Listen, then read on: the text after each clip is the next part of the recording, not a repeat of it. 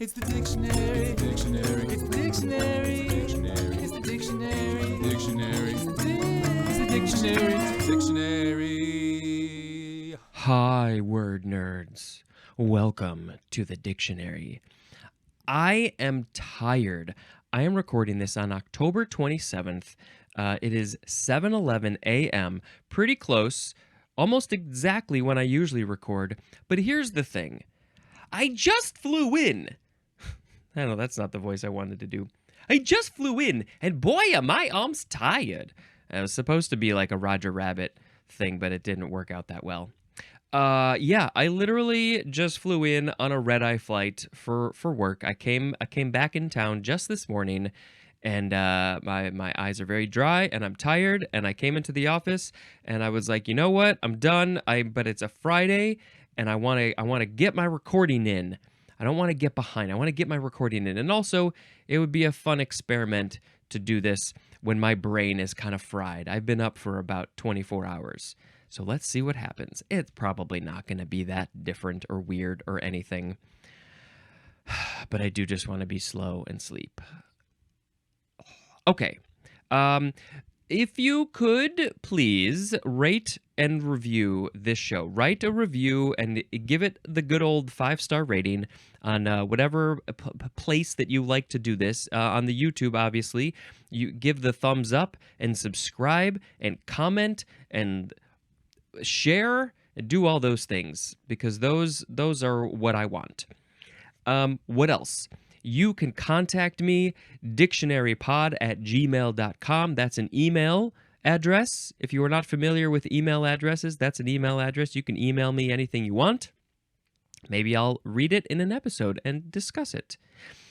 You can leave me a voicemail, which I would also like to put into an episode. If that's okay with you, you let me know.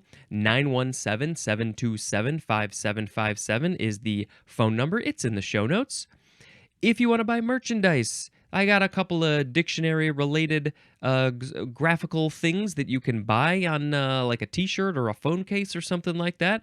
And I have a couple other things up there, and I would love to make more. I just haven't had the time to do that. So that TeePublic link is in the show notes as well. Follow me on social media, Instagram, X/Twitter. I don't like saying X. I just call it Twitter, and that's probably going to blow up and explode sometime. And then Threads, @dictionarypod. And you can check out my personal stuff at Speejampar, SPEJAMPAR. And that is mostly me posting pictures of the movies that I watch, which I'm quite behind on that, but I watch a lot of movies, and so I post about them, and then I just write a little line. Nothing. I try to be funny, but I can't always be funny, and I just write a little thing about it. And I recommend that you watch all of them. Every single movie that I watch, I think you should watch too. I think you should just follow in my footsteps. Whatever I do, you do. Do that, please. Any other things to mention? If you want to make your own theme song, a short little 10 to 15 second theme song, I would love to put it in at least one episode. That would be fantastic. That would be fun for me. Go ahead and, like I said, subscribe to the YouTube channel. And that's it. That's it. We got to talk about the words because I want to go to sleep. The first word is endotracheal, or maybe probably endotracheal. ENDOTRACHEAL. Adjective from 1910. Number 1, placed within the trachea, as in an endotracheal tube. And the trachea is in your throat region. I have to move the mic so you can see where I'm pointing to my throat. If you didn't know where the throat was, now you know because I pointed to it right in here. Somewhere in this throat area is the trachea. Is it down here maybe? I don't know. So a tube goes in there is endotracheal. Number 2, applied or affected through the trachea. Applied or affected through the trachea. What would that be? Applied through the trachea, affected through the trachea, something, I don't know. Do you have like some part of your body going through The trachea, I have no idea what that is talking about. Okay. Oh, the sound effect will be frum. The next word is endotrophic. endotrophic. Endotrophic. Adjective from 1899. And this is talking about a mycorrhiza. mycorrhiza. And I have seen this word before, and I have said this word before, and I want to say that is it possibly like a fungus or something? Let's see. I'm looking it up. I'm looking it up for you. Yes, it is a fungus. So we're talking about a fungus here with this endotrophic word, and it means penetrating into the associated root and ramifying between the cells. What does that mean? Penetrating into the associated root. So if something is endotrophic, it's going into the root. Maybe it's going into the root of the fungus. And ramifying between the cells. So it gets so engrossed into the root that it gets into the cells of the fungus root. Is that what it's saying? Compare to the word ectotrophic, which we could go back. So I think that just means on the outside of maybe this mycorrhiza, because endotrophic, endo is all about being inside. We know this. We know these things. Phew. The next word is endow or endow. In or en, dow. Endow. endow. This is a verb, a transitive verb from the 14th century. 1. To furnish with an income. And then especially to make a grant of money providing for the continuing support or maintenance of, as in endow a hospital. And I have an itch in my armpit, so I'm gonna itch it. I itched my armpit. So you're furnishing with an income. You're giving money to a thing. Make a grant of money providing for the continuing support or maintenance of. So if you're endowing a hospital, you are giving money to the hospital so they can make sure that they can keep up the maintenance, maybe get new equipment, pay people, whatever it is. You're giving them an endowment. That's going to be our next word, but hold on to that. So number 2 for endow, this is the action of, for number 1, it's the action of giving money. Number 2, to furnish with a dower.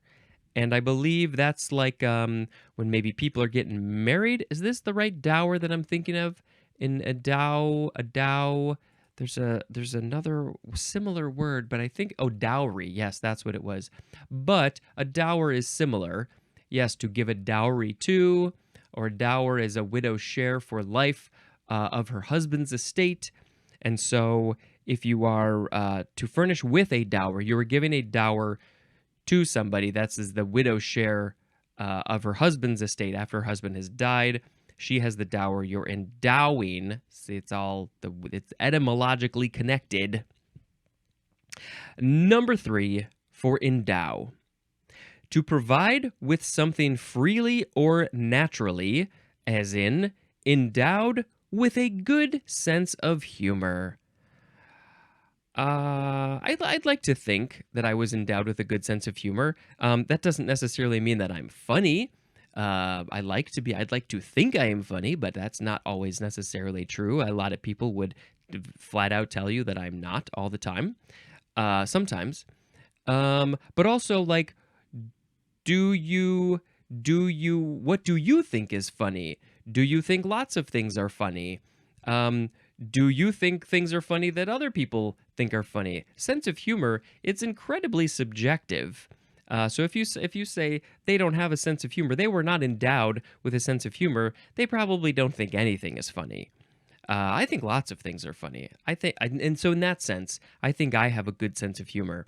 I also try to just make things funny or try to lighten the mood, maybe if it's a little bit serious, or if it, depending on how you react to a situation, if you're engaging with somebody, I think if you react in a positive, preferably funny way, it's going to lighten the mood a lot. Because it's so easy for us to just react in a sort of neutral or lower than neutral way. And then some people could be like, oh, well, they're not cool, they're not fun, they're depressed, they're not interested in talking to me. They could go down that route. But if you have a good sense of humor and you show that you're fun and interesting, it's gonna lighten the mood and make people like you, and that's what we all want.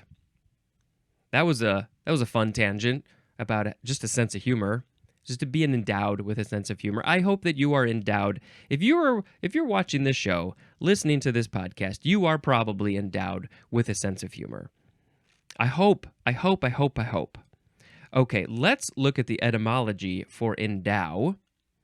Let's see. From the Anglo-French, endower, which is from en plus dower or douer, which means to endow. From the Latin dotare, which is from dot or dos, which means gift or dowry. And there's more at the word date. I don't know why or how, but it is.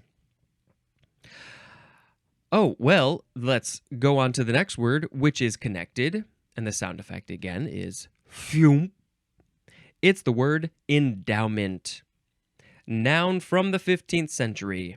And no, I'm not going to make a mint joke here. That would be so stupid. Number 1, the act or process of endowing. 2, something that is endowed, specifically, the part of an institution's income derived from donations. So yeah, hospitals, back to the hospital example. They rely a lot on donations.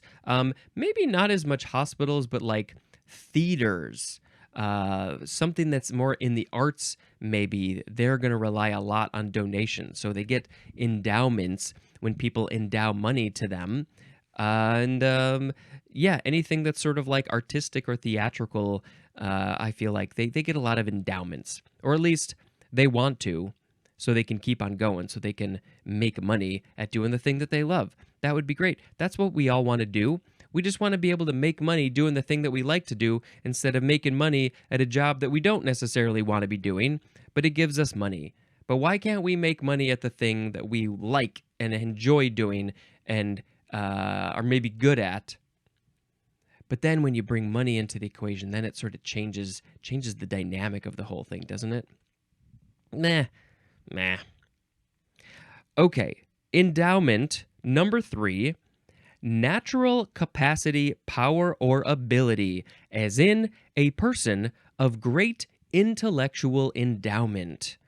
So they have the natural capacity for the intellectual things, for learning things.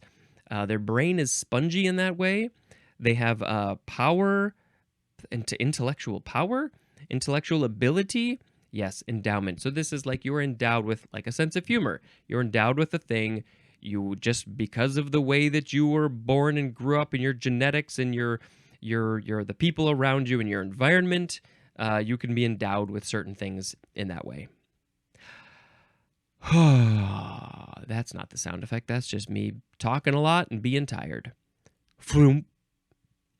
Okay, we got a lot of words that start with end, and not the end as in the end prefix talking about inside of a thing. No, just the word end.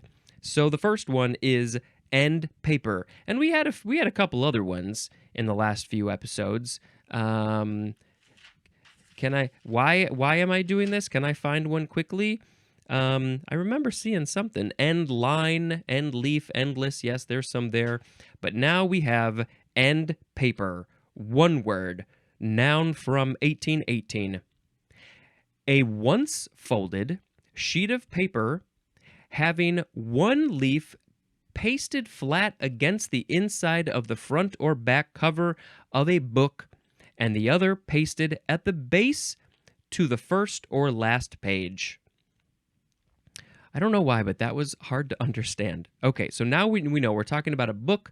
We're talking about paper in a book. So it's a sheet of paper that's folded once, having one leaf pasted. Okay, so I think, yeah, if you take a piece of paper, like I think most of the pieces of paper in a book, like this book here, they're folded in half, and the middle part of that paper is where it's bound. That's the middle of the book, the binding. So one half is on one side of the book and the other half is on the other side of the book. And so this end paper is one side is pasted against the inside of the front cover or the back cover, and the other is pasted at the base to the first or last page. At the base to the bottom of the first or the last page. So I would think that it would have just been to the front and the back cover, but no, it's also connected to the first or the last page. So I guess if it was, maybe if the one half was pasted to the front of the book, maybe the other side would be pasted to the base of the first page, and then vice versa. If it was pasted on the back of the cover of the book, then the other half of the page would be pasted to the base of the last page. Still not entirely sure what this is or why. Is there a base? Is there an end paper here? Probably. Is that? I don't know. It's the base part that's sort of confusing to me. End paper. End paper. End paper. End paper. End paper. Vroom. Next is end plate. 2 words. Noun from 1878. End plate, 1878. A complex terminal tree-like branching... Stop. A complex terminal tree-like branching of the axon of a motor neuron that contacts with a muscle fiber. Oh, this one hurt my brain so much. Okay. It is a complex terminal tree-like branching of the axon of a motor neuron that contacts with a muscle fiber. So a neuron, this is the thing that's like coming out of your brain, and it's going through the nerves, and it's telling your things what to do. As I'm making this motion, my brain somehow is sending the signal out. I don't understand how that works. Luckily, it works okay for me, but it doesn't work for everybody. And so I guess in the muscle fiber, there is a thing that is going to receive that signal, and I guess part of that is called the end plate, because it's the end of the neuron signal being sent. It's complex. It's a terminal, which means it's the end. It's tree-like in how it branches out. End plate. Didn't know about that one. Vroom. End point. 2 words. Noun from 1899. 1. A point marking the completion of a process or stage of a process, especially a point in a titration at which a definite effect is observed. And an example of this definite effect would be a color change. So what are we talking about? A point marking the completion of a process or stage of a process. So there's a process, there's something happening, a color is changing, I don't know, maybe you're dyeing clothes. So at the end of that process, that's the point, that's the end point. It's just the end of a thing. That's all it is. A point in a titration at which a definite effect, like color change, is observed. We've observed that the color has changed. Maybe when you're doing like that pH test, the piece of paper changes color to see if it's acid or base. And then once the color is changed, that's the end of that process.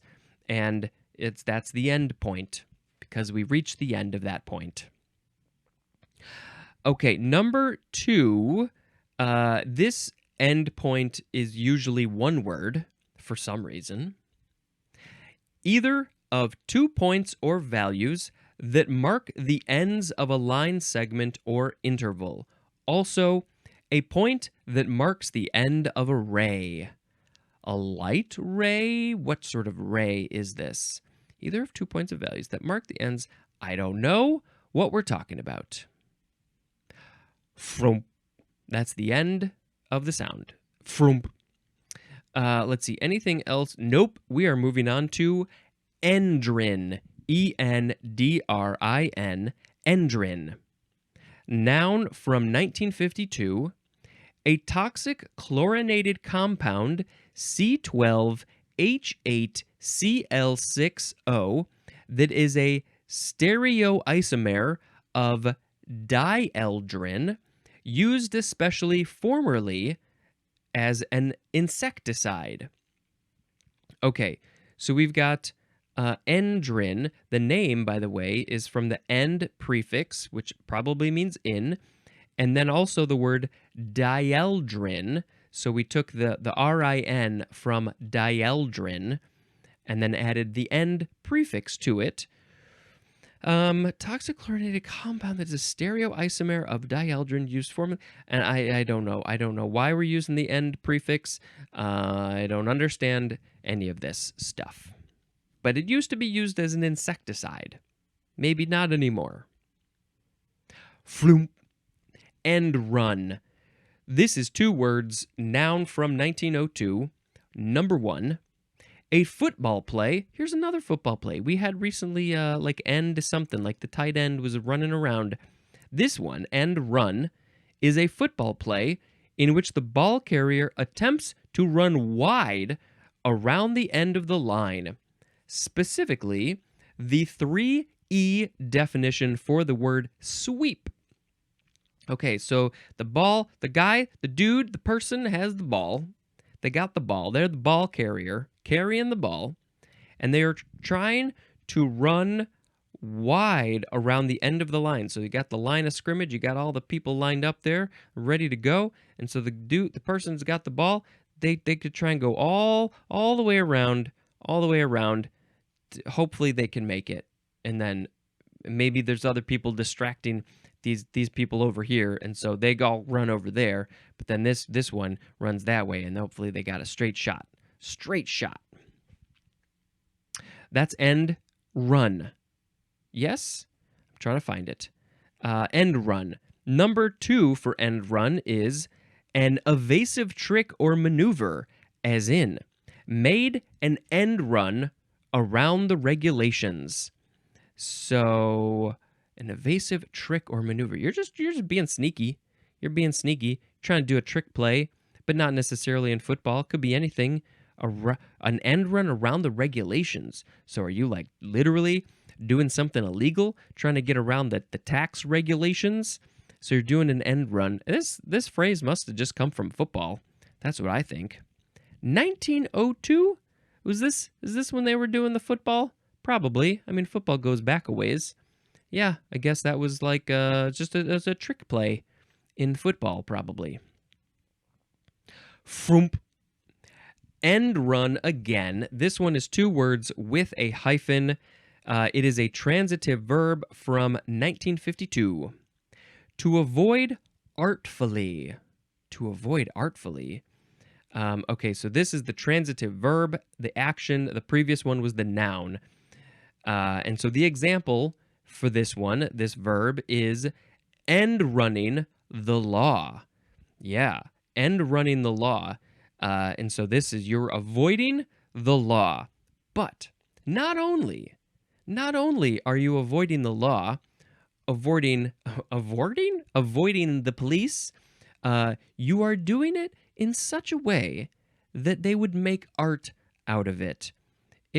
They're so impressed by how you are avoiding the law. You're doing a trick on them. You're tricksing them. And then you avoid them. And that's too much work for my brain. I can't do that. I'd be like, sorry, I can't. Just take me in. I can't avoid the law artfully. Artfully. I love it. Next word. Floom. We got end stage. 2 words with a hyphen. Adjective from 1977. This is not a good one. Being or occurring in the final stages of a terminal disease or condition, as in end-stage renal disease. you got cancer, and they're like, oh, it's stage 1, stage 2, stage 3, stage 4. But when you hit end stage, I think it's pretty obvious in the name. You've reached the end. There are no more stages after this stage. This is the last stage. This is the one that's going to take you out. And it's just sad. It's just the saddest of the stages. It is. I'm sorry. I'm sorry to say it. It's just it's the sad stage. It's the sad stage. Yeah. The end. The final stage in a terminal disease. Terminal, as we know, means the end. It's going to be the end. End stage. Well, we're all going to get to the end stage of something. We're going to get to the end stage of life at some point.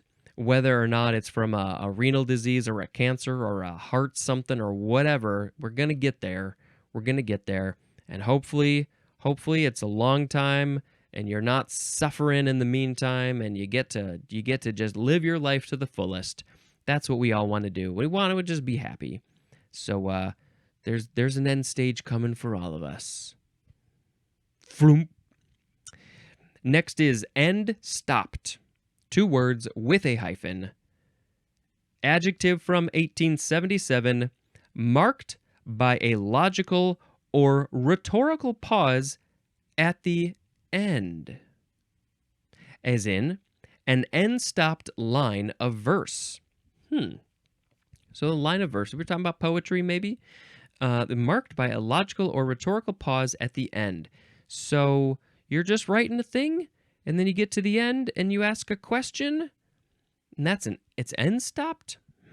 I need an example of this. It says compared to run-on. So I guess that's probably, I would think, like a run-on sentence. It just keeps going, just goes right into the next line of the verse and then the next line of the verse. But end stopped means it ends and there's a stop. It stops at the end. Floomp. End table, 2 words, noun from 1851. A small table, usually about the height of the arm of a chair, that is used beside a larger piece of furniture, as a sofa.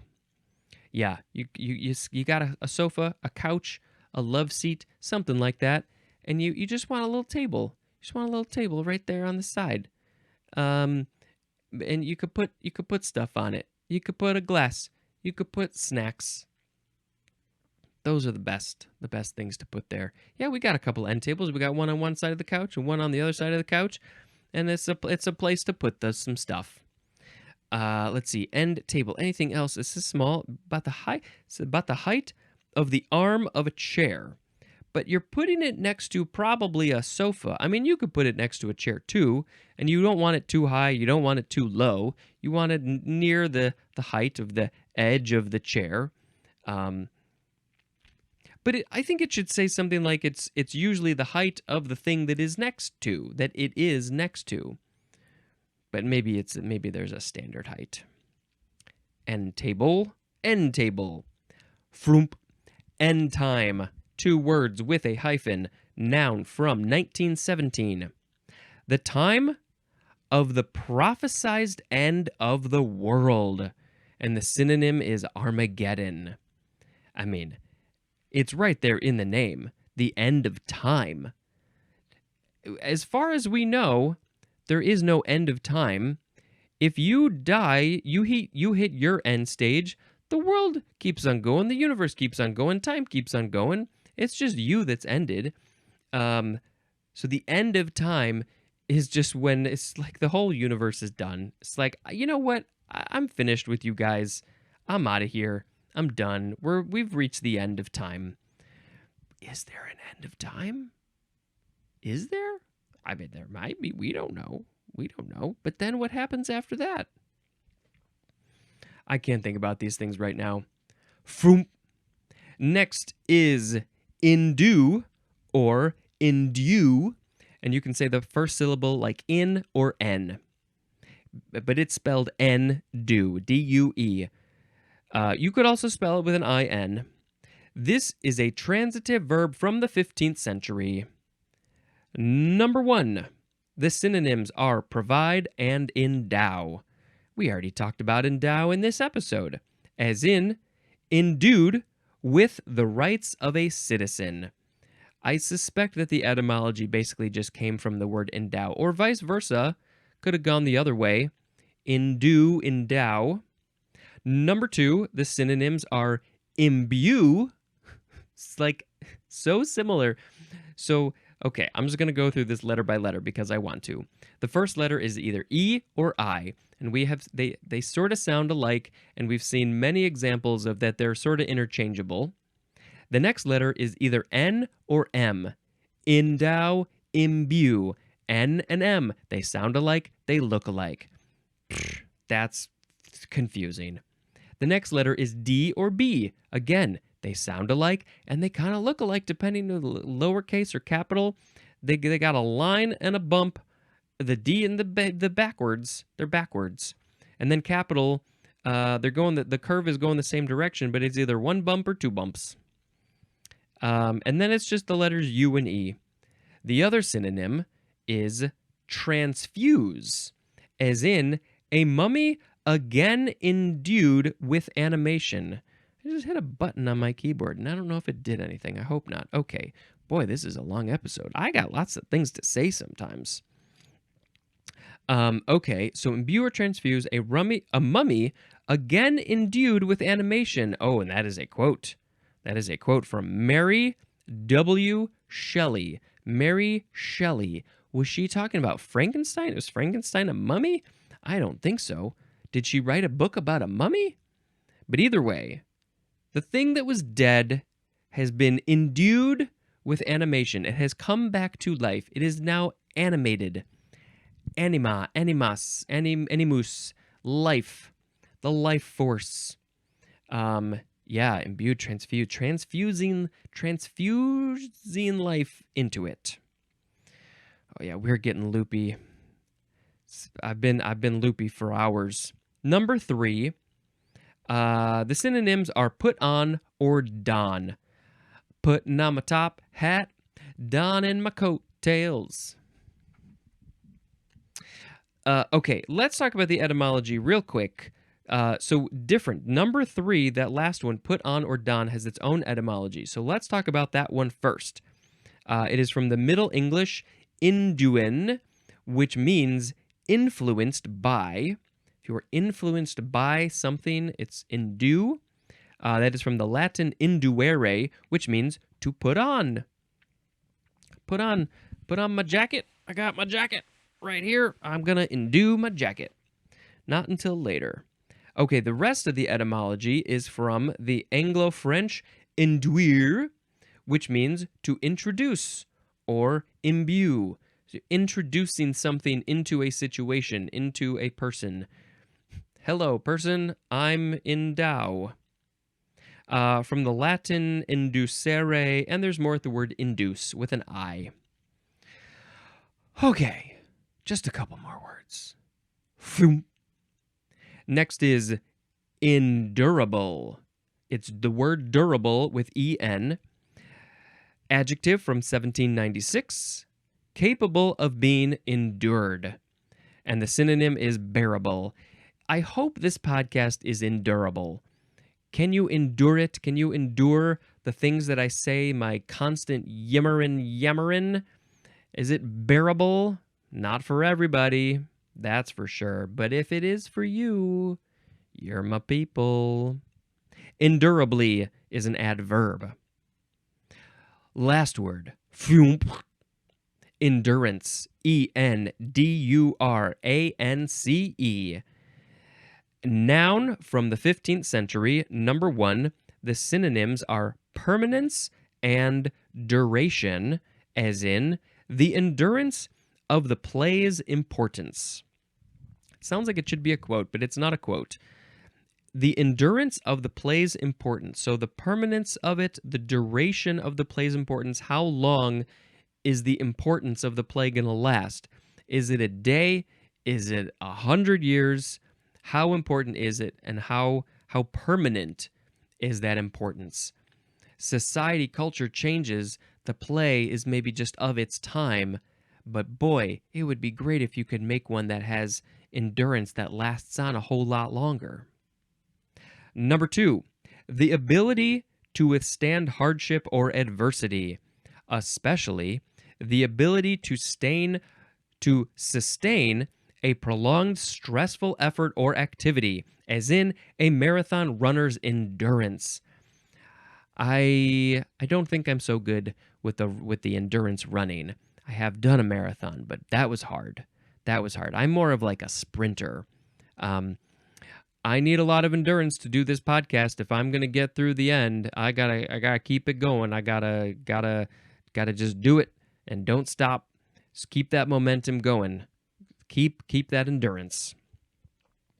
Number 3, the act or an instance of enduring or suffering, as in endurance of many hardships. So many, all of the hardships. You're just getting hit left and right, and you're enduring through all of it. So you have endurance. There's no etymology because I think is going to be in the next episode, the next word in the next episode. And so, with that, we now have to pick a word of the episode. We had endotracheal, endotrophic, endow, endowment, end paper, end plate, end point, endrin, end run, end stage, end stopped, end table, end time, endue, endurable, and endurance. I think I'm just going to pick end time as the word of the episode because is there ever an end time? Are we going to reach the end time? I don't know. I don't know. What's the end time? Maybe it's right now. It wasn't. On that note, I am going to tell you about another movie I watched. Let's see, where have I left off? And yeah, this is, we are so behind. Let's see, talked about, I don't know if I talked about BlackBerry. I think I may have skipped it accidentally. But if I didn't, BlackBerry, it's about the story of BlackBerry, how the BlackBerry phones and things got started and how they ended. It's just like the whole story. And it's kind of a crazy story. So yeah, it's a good watch. Good. It's funny and dramatic and great acting. It's good stuff. But I also watched Becky. I had never seen this. Sharon thought that I had watched it with her, but I hadn't. And there was a sequel that just came out called The Wrath of Becky, which I'll talk about that one later. And so Sharon, she was out of town. And I was like, I gotta watch Becky because she told me I should watch Becky, and I watched Becky, and I love Becky. It's fantastic. You know, if I haven't mentioned this, it gets horrific, it gets brutal, it gets gory at times. So if you like that, you're gonna enjoy it. And she's just a badass. And I apologize if I already mentioned this. Should I just talk about another one real quick? Is that possible? Can we allow that to happen? 101 Dalmatians. This is the live-action remake of 101 Dalmatians from 1996 with Glenn Close as Cruella de Vil, and it's almost identical to the original one. The biggest change that I remember is that in the animation, I believe Cruella de Vil was either like a friend or the aunt of the woman of the couple. But in the live action one, she's her boss. And so it sort of, I think it adds another level of sort of tension in that specific situation if you watch it. So I kind of like that change. But otherwise, it's a very, very similar story, and the Twilight bark is in there, which is fantastic, and all the dogs. And yeah, I mean, it was cool to see animals do this. Oh, the other thing that I remember now is that they didn't have any of the animals talk, which I thought was great. There are some live animals. I believe there's probably some CGI animals, and they just are animals. That's what they do, and they're very well trained. I don't totally love the idea of using animals in movies, but I think for certain times it's fine, and we've largely gotten away from. There's a lot of CGI now, but yeah, I just appreciated that they were just animals and they didn't talk, and they were just do things as animals do them, just very smart and very well trained. So that was kind of interesting. All right, we're done. We're done with this long episode. I might walk home because I don't live too far away. And I might have to go get a scone or something because I'm hungry too. And then it's sleepy time. All right, that's it. I don't even know what else to say. I'm just killing time. This has been the dictionary. We have reached the end stage of this episode. Thank you very much for listening and watching. And until next time, this is Spencer dispensing information. Goodbye.